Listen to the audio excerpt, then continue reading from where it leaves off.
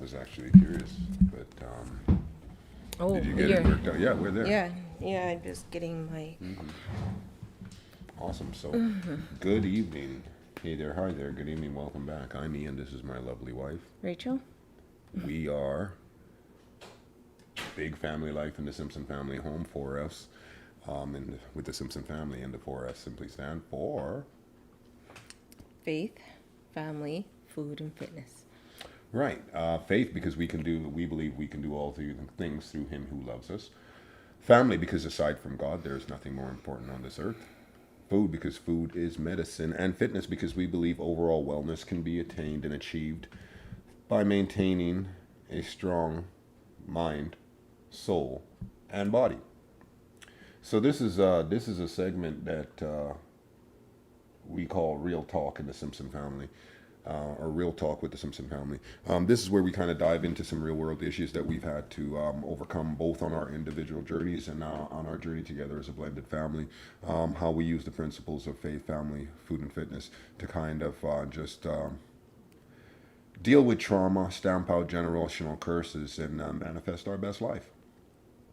Earlier this evening, I'd asked the question, or earlier today rather, I'd asked the question quite simply, if you ever had a conversation or you get into a conversation where, after the conversation is over, you just feel absolutely exhausted. You feel like sometimes you might feel like you just got out of a fight, you were in a fight, some kind of argument, and you just emotionally you just drained or exhausted, and wondering what what comes up for you on that, mother.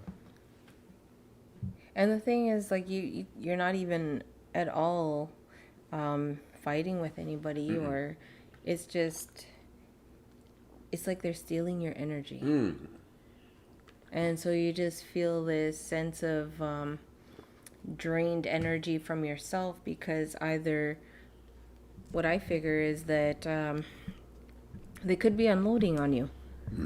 So either complaining about what's going on in their life, and they're actually just maybe even just sharing what's deep inside. However, you have to find balance by maintaining that you're able to balance one another in a conversation.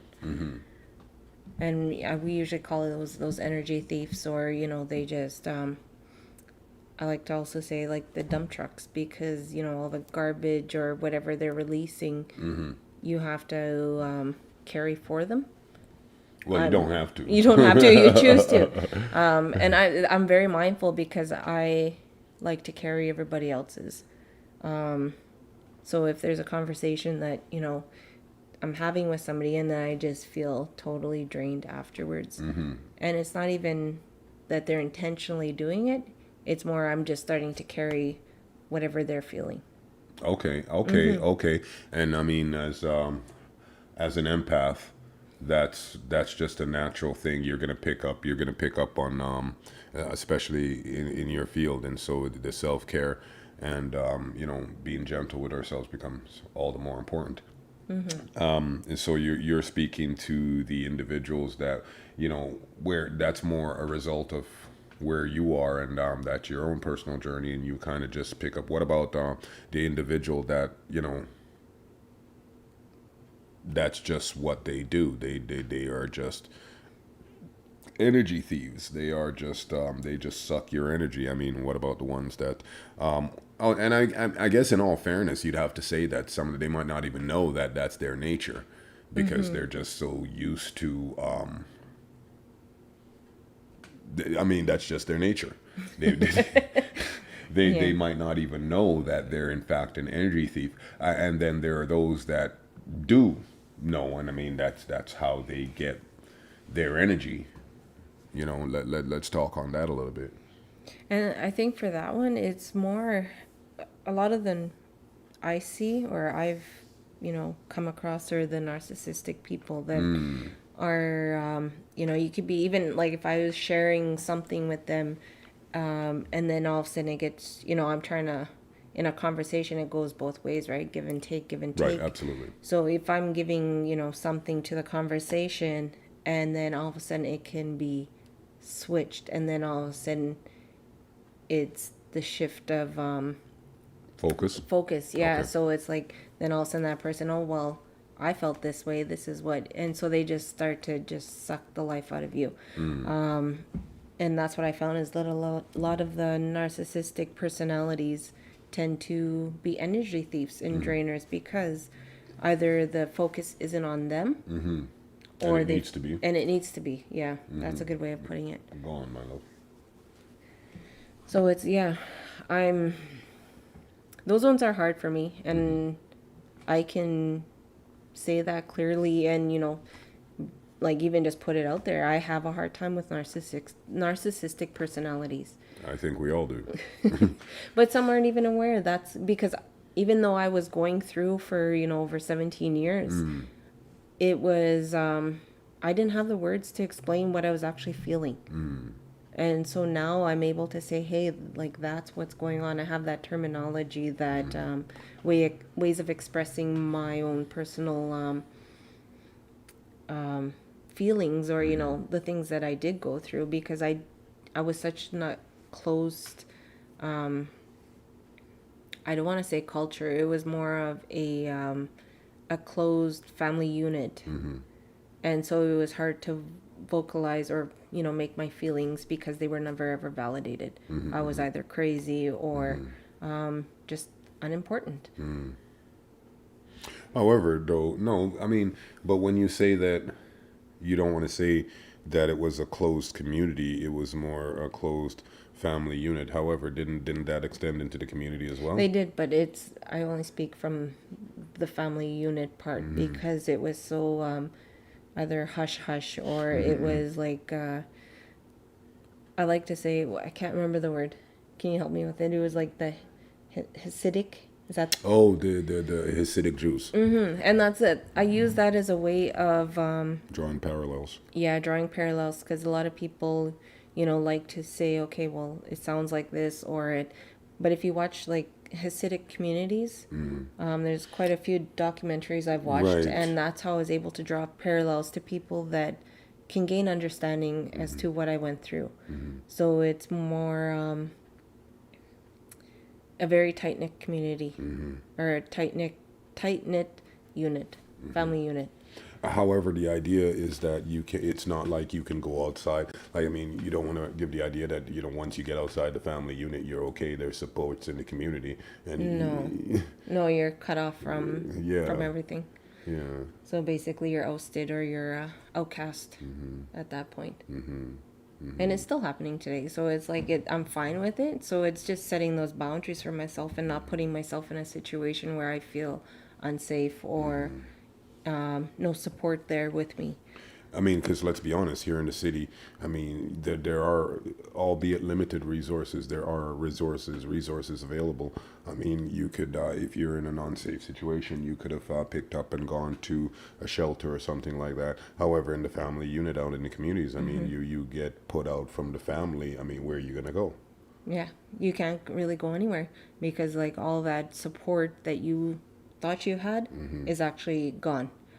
So you're basically, you are on your own. Anything that you would feel you could go to the community supports, you really can't because one, they've, they're all interconnected. Hi, And Carla. so- Thank you for stopping in. And so, it's just, that's what I lived through. So you just pack up and go. But again, though, where? For me, it was 4 hours away. Yeah, yeah. Yeah. I mean, that was again. Hi, Carla. Welcome. Thank you for stopping in. God bless you. We're just talking on, again, if you've ever had a conversation where, and I should mention very quickly to the few viewers that do pass through, because we're feeding our feed through a second party server to manage the various platforms that we use. I can see that there's someone in the room with us. However, I can't necessarily see who it is unless you give us a hello, just like Carla gave us a hello there, and then I can acknowledge you and we can interact. However, if you want to come along for the ride and interact, I can. It's not that I don't want to say hello to you. it's just I can't see unless you actually say something to me first, and then it pops up in the app that we're using. So I just wanted to point that out, and bless you, Carla. Thank you so much. But we're talking about if you ever had a conversation, and after the conversation you're just absolutely drained. You didn't have a fight, you didn't have an argument, nothing like that. It was just a conversation, as far as you're aware. However, you come away from the conversation just feeling absolutely drained, and you have no explanation for why.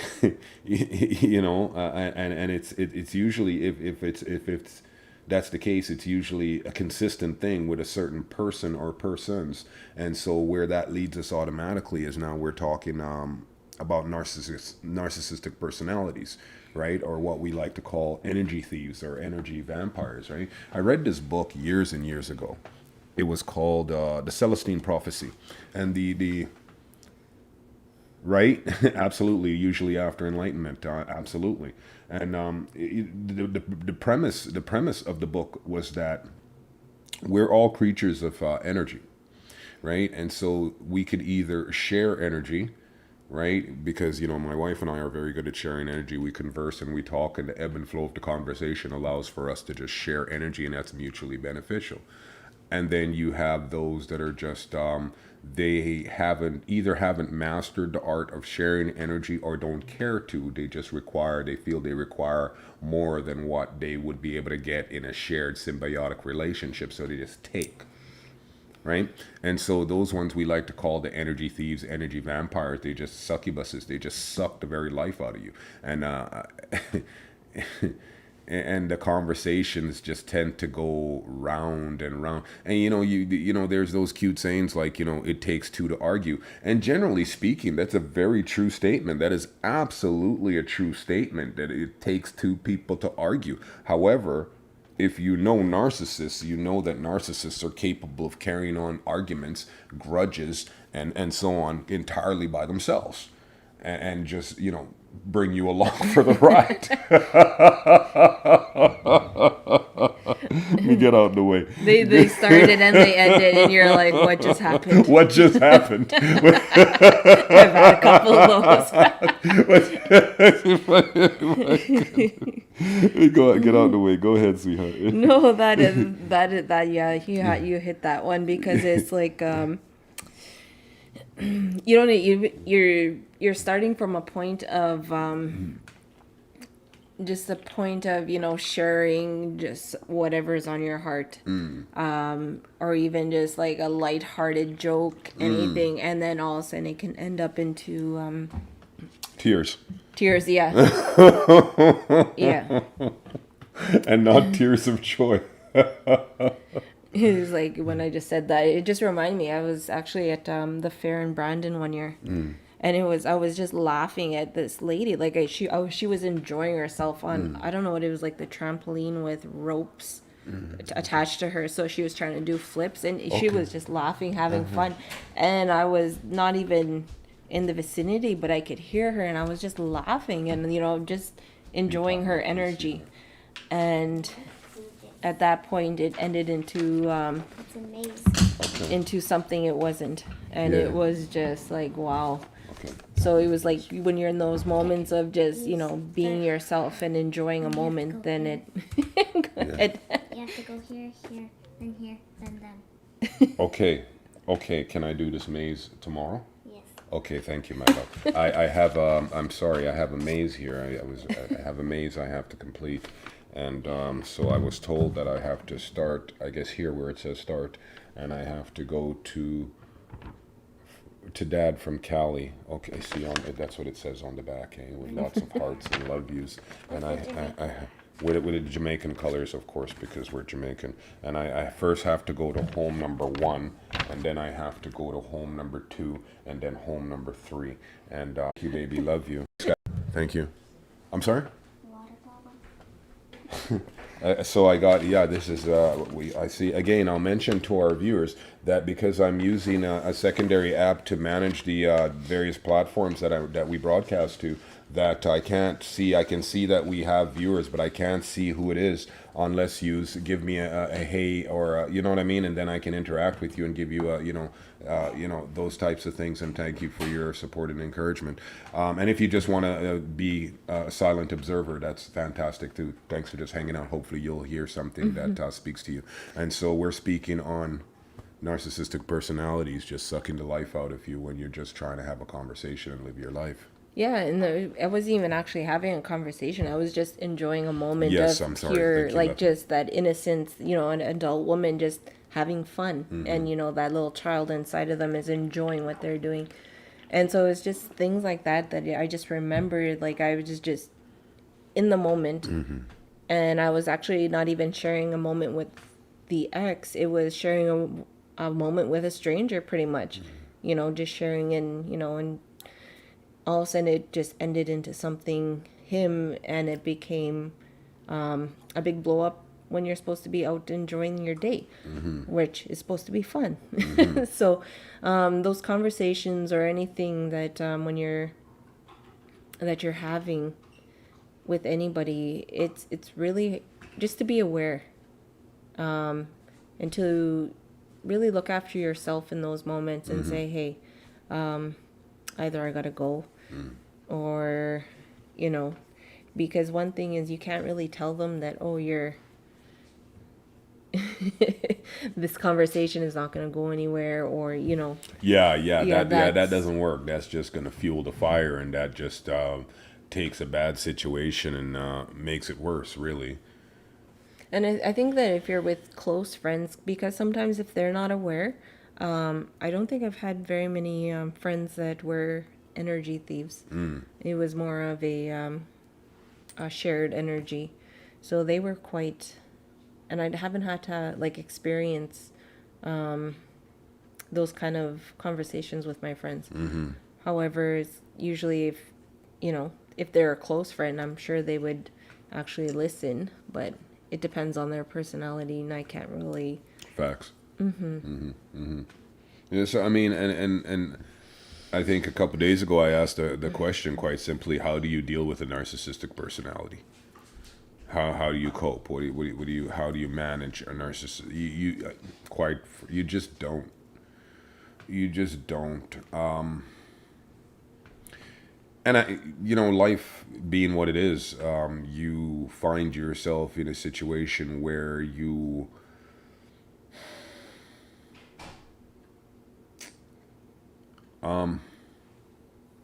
my lived life experience was just quite simply I was with a narcissistic personality for 25 years, and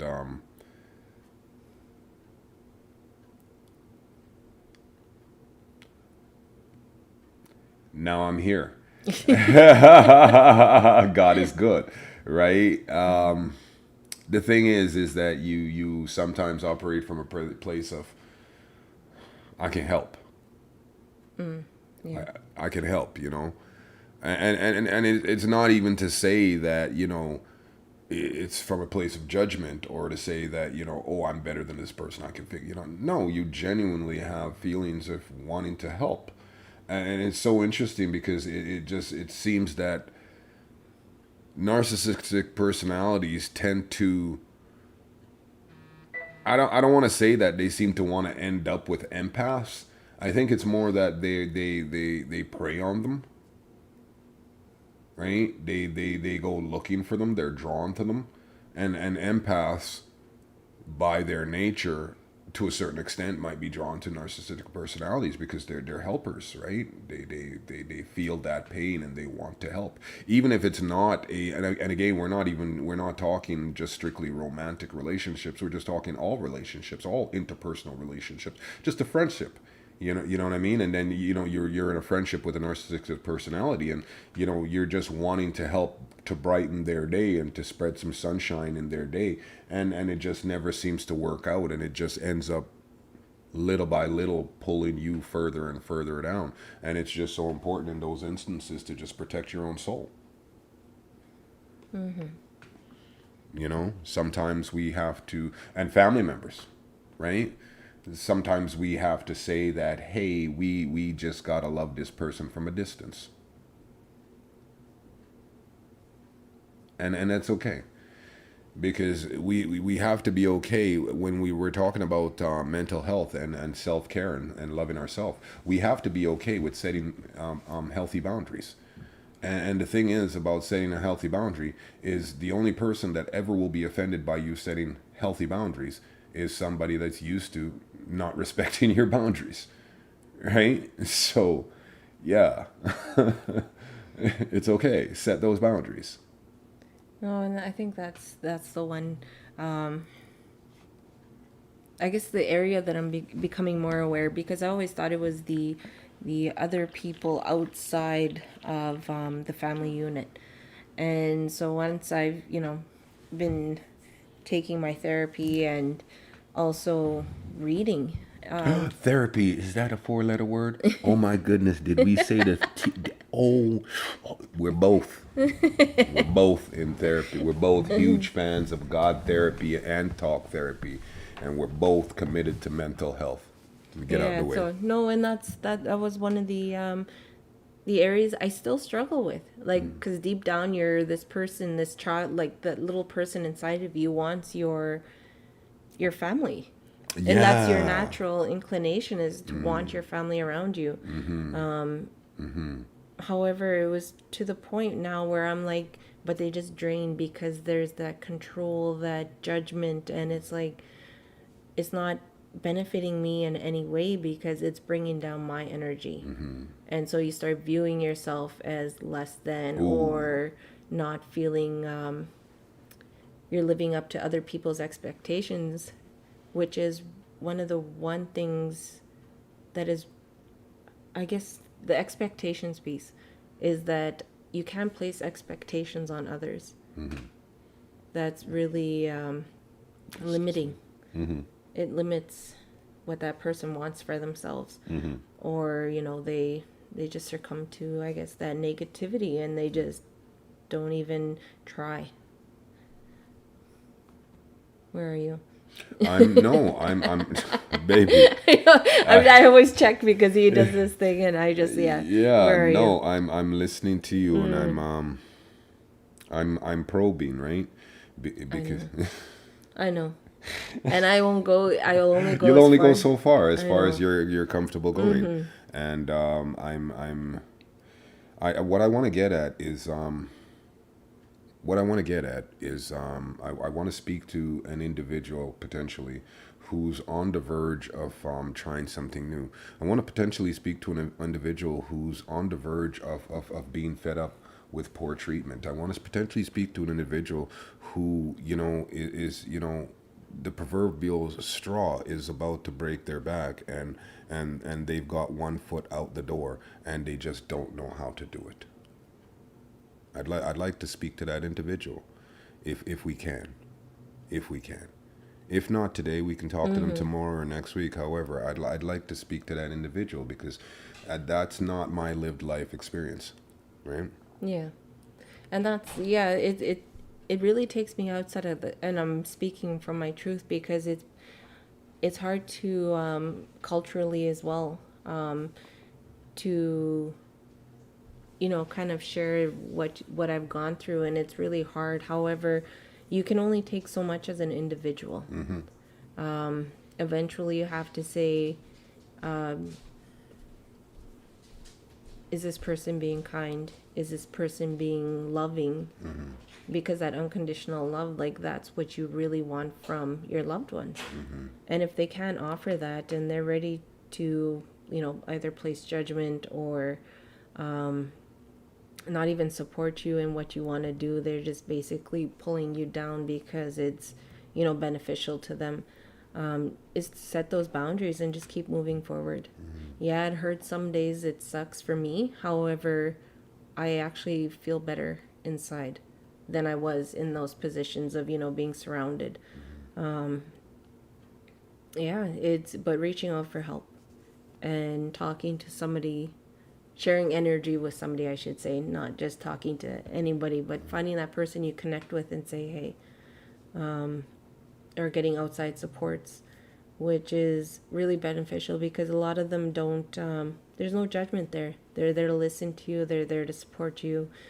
point you in the right direction, and also looking at that inner child as to why you keep these people around when they could be either toxic or narcissistic. Because yeah, when you have narcissistic people, especially as a child, a lot of things happen, but you think, oh well, that's, that's normal, but it's not, because it impacts you as you grow older, and especially in the relationships that Choose. yeah. Yeah. Because for me, it was like I was raised in a single parent home. I actually chose a partner that was similar to my mother. Not my father, but my mother. So it's very interesting. We covet what we see every day, Yeah. right? I mean, yeah, Yeah. it's almost impossible to grow outside of the influence of bias. So yeah, I'm good. Yeah, so I mean, you get to a place where, I've often said you just can't. Chaos is just such that you can't reason with chaos. And I mean, when you look, chaos just is, right. It's neither good nor evil. It just is. It's just more like it's a force of nature. It just. I mean, you might have an individual that will be driving in such a manner that, for instance, if an individual is driving too slow for the flow of traffic, that individual could potentially cause an accident. Now, that individual is perfectly within the laws of the land to drive below the speed limit, right? And then they could be going through an intersection, decide to slam on their brake because they saw a mouse, and then they cause a 6-car pileup behind them, and then they carry on about their day, completely oblivious to the fact that they've just ruined the day of however many people. You know what I mean? It's just chaos, right? Just chaos. And those, but then there's the narcissistic personalities, and I'm not qualified to try to get inside the mind of a narcissist.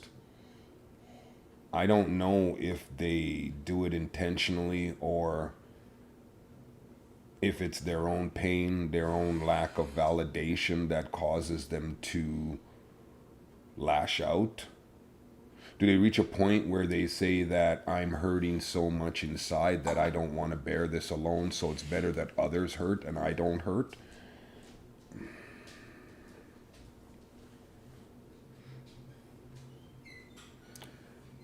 I just feel that it's best to just protect your spirit and just allow narcissists to just be narcissists in their own little sphere of influence and existence, and then just as best you're able to just surround yourself with. They say that if you want to be successful in life, surround yourself with successful people. So I would take that a step further, and I would say that depending on what your barometer for success is, surround yourself with like-minded people. Because only you can define your own success. For me, success is defined under God, right? So, I mean, what success looks like for me might be completely different than what success looks like for you. My priorities are a little bit different, right? Faith, family, food, and fitness, right? So, it's a personal journey. And I mean, I'm completely committed to the idea. A lot of narcissistic people don't even know thank you. A lot of narcissistic people don't even know they're like that. Go figure, right? Go figure. I don't know what to tell you, Carla. You're exactly right. And then you can't really point it out, because then you'll be like, "Oh, I'm not." You are. But no, Yeah. there's no polite way to say to somebody, you're a little bit of a narcissist, aren't you? No, I mean,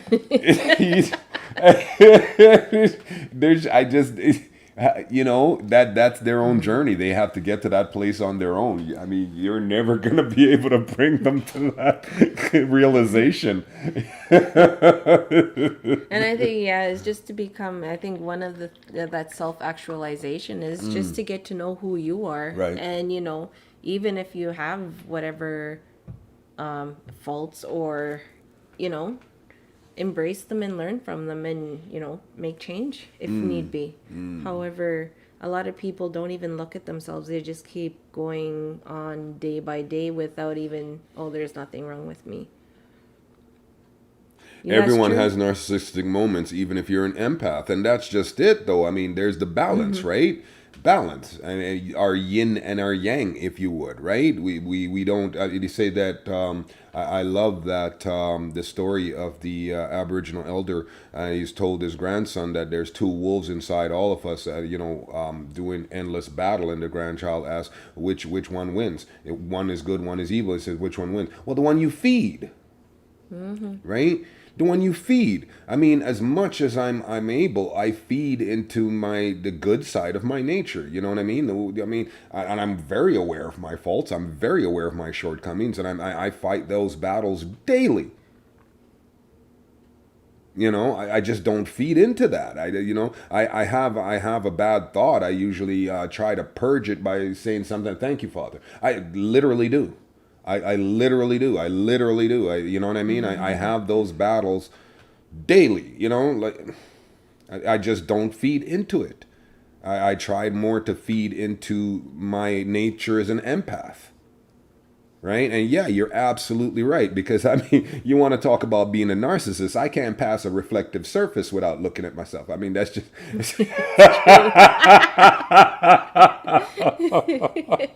and I'm working on it. And you know, the thing is though, the funny thing about that. I mean, you want to talk Jordan.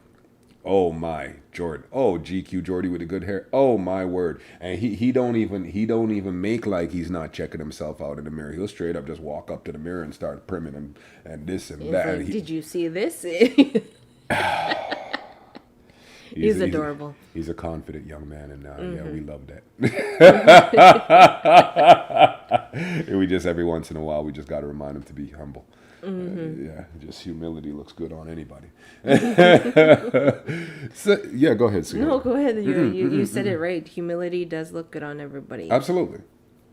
And I mean, if you start from a place of humility, you never have to eat crow. You know, I mean, if you start from a place of humility, like the Bible says that the parable. In one of the parables, it says, when you if you're the guest at somebody's home, instead of sitting up front, sit in the back. Because that way, if the person that's throwing the banquet sees you, they can invite you up front, which is a lot less embarrassing than being asked to move to the back. Right? So humility looks good on anyone. Right? Humility looks good on anyone, and it's a great place to start. Having said that, though, I understand. I love the fact that he does prim and however and so on a little bit, because he wasn't a very confident man to begin with. He wasn't a very confident young man to begin with. 2 years ago, that's not something that was in his wheelhouse. Good night. Loved it. All right. Have a good night's sleep. See you in the morning. Watch your step. All right. Yeah. Littles are going to be come checking.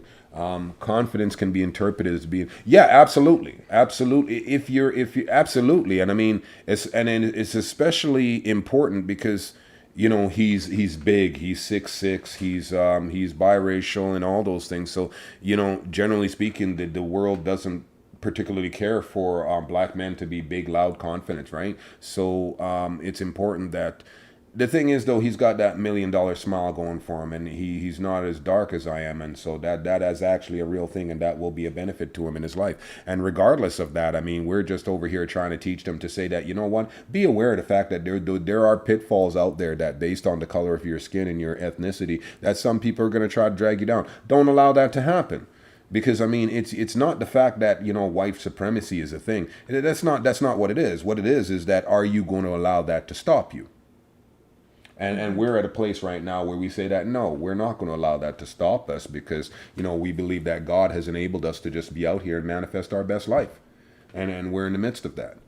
We're in the midst of that. So I'm not here trying to tell anybody that nothing is not a thing or anything like that. I'm just saying that regardless of all of that, you have the ability to rise above it, to resonate, to vibrate at a higher frequency, if you would, right? By grace, right? We can tap into that. We can tap into that life force, if you would. We can tap into that just by getting closer to God. And as you talk about things like looking at looking within yourself, and you had said, sweetheart, I wanted to piggyback off something that you said. You had said that a lot of people don't look within themselves to see where their shortness and deficiencies are, right? It's self-accountability. Nobody cares. It's not a thing anymore, right? However, I will say this: if you're on a journey or about to embark on a journey of self-healing, I will say this: I will recommend, from my lived life experience, if you first get to know God before you get to know your trauma.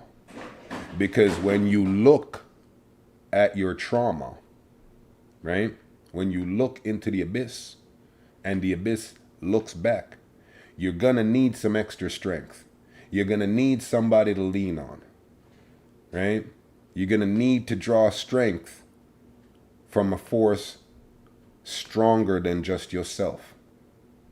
And I think that, my own personal opinion, I think really that's why, because I've been through AA and all those things, right? And I'm not saying that I'm an addiction survivor. I still battle with my addiction and so on and so forth. I'm not a recovered addict is what I'm saying. I don't battle with my addictions, but I'm not a recovered addict. I'm a recovering addict because it's a daily... It's not a grind. Thank you. It's a daily choice. It's a daily choice. It's no longer a grind. It's just a choice.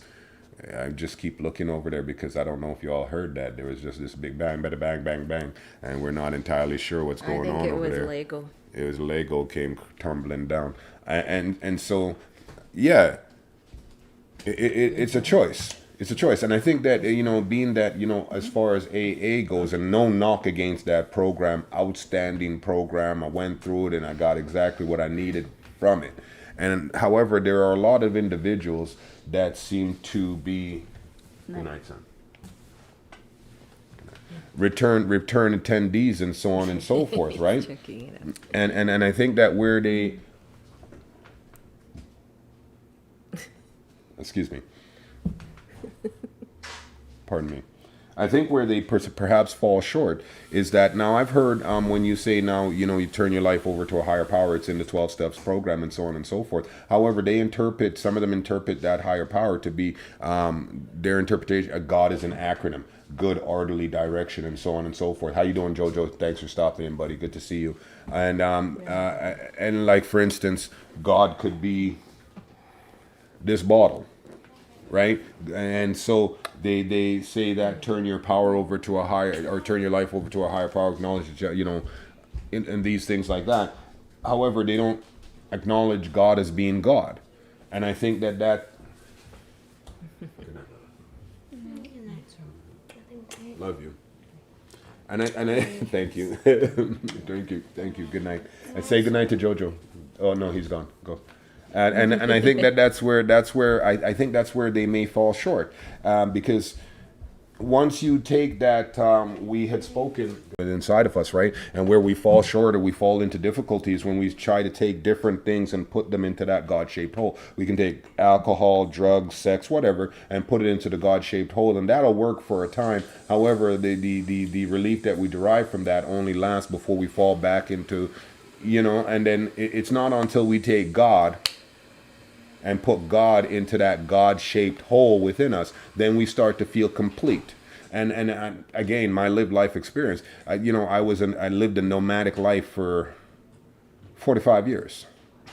It just never felt settled anywhere. No matter what I did, it didn't matter. I just was not settled, and I was constantly looking, searching, reaching for something, anything, and I had no idea really what it was. And then I found it. And I mean, I don't know where I'd be without it, to be quite honest. So I would just encourage others. I mean, and really that's what this is all about for me, is that I found something and I'm like, oh my goodness, this is so good, this is so valuable, this is so rich, this is so beautiful. I just wish that I could offer this to the entire world. So maybe that's what this is. This is just me offering my shiny. Me offering my shiny to the entire world, saying, hey guys, look at what I got. Good night, babies. Love you. Good You're night. good. Huh? I said you're good. That What? was a quick. I'm a multitasker. I'm shiny as that. If I were diagnosed, I would ADHD. What, I don't know what I would be diagnosed with, but I mean, yeah, it's just lots of stuff going on all at the same time, and I can maybe usually manage most of it. And it's like I got this great shiny, and I'm like, look, world, look at this beautiful shiny that I have. Look at this. Give this a try. This is so beautiful. However, it's difficult because you get to the point of not everybody wants what See. God has to offer. And that's okay. Everybody's on their own journey, and that's okay. However, I'm doing my part, and continue to offer God's grace. Just by sharing my testimony, sharing our testimony. This is therapeutic for me. Let me get out the way. No, and I think just wrapping up everything is that Let's put a we bow on it. enjoy speaking, and breaking down things that are on people's minds or on our mind and heart, and it's like we're not either right or wrong. It's like, It's just how an can opinion. we just talk and speak Yeah. and converse? So thank you, Carla, for sharing and it's nice. It's nice interacting with others, Absolutely. and eventually maybe we'll ask you questions and however today. But thank you for coming and Yeah, absolutely. Thanks for hanging out with And us just- and interacting. and do that self-care every day. So Like important. take 5 minutes, 10 minutes, whatever you can. Just look after your soul. When I used to run those AA meetings inside Milner Ridge, I used to, Carla says, you're welcome. I used to I used to run those meetings, and one of the hardest things that to get, and you got these big burly hardened criminals, and one of the hardest things to get some of these men to do was just to simply, you know what, man? I want you to just look in that mirror there and say, I like myself. I'm a good person. I'm worthy of kindness. Just one of the hardest things to get people who suffer from addiction to be kind to themselves, because they just see themselves as just being, we just see ourselves as just being so absolutely unworthy. And it's such a vicious cycle to be caught in, because we know that people are disappointed in us and we feel ashamed, and nobody wants to feel ashamed. So we self-medicate, and then we self-medicate and we feel better, and then you come down and you feel ashamed, and nobody wants to feel ashamed. So you go back up and on and on and on. And I think the easiest way there is no easy way to break that cycle. Probably just stop digging and be still. Be still and know that I'm God. I really enjoy your cast. It really is real talk. Thank you for sharing. You're very And that is our welcome. goal. Thank you so very much. That is our goal. If anything from our lived life experience, speaking on our lived life experience, can encourage anyone in any small way, then it becomes an act of service for us, and it's well with our soul. I mean, that's really what we're out here doing. Just trying to help in any small way. In any small way. And, spread the message of, God is good. All the time, God is good. And if you like real talk, check us out for The Word, too, where we break down some of our favorite verses in the Bible. And we just, kick it like that. We just hang out and spread the good word that, as bleak as today looks, there's gonna be a tomorrow. There always is. There always is. And the thing is that it is at the core of my belief This is why I do the things that I do, to try to earn my way into heaven, because I believe where I'm going is better than where I am. And so, you know, my children are here, my family is here. I'm not trying to go anywhere anytime soon, right? However, I believe that where I'm going is better. And where I'm at right now is pretty lovely. Let me tell you. My wife and family, let me tell you, where I'm at right now is so lovely, right? And so it becomes incumbent upon me that we raise our children in such a way to ensure that we're going to see them again on the other side. God bless you and keep you. Thanks for coming along for the ride. We'll see you again next time.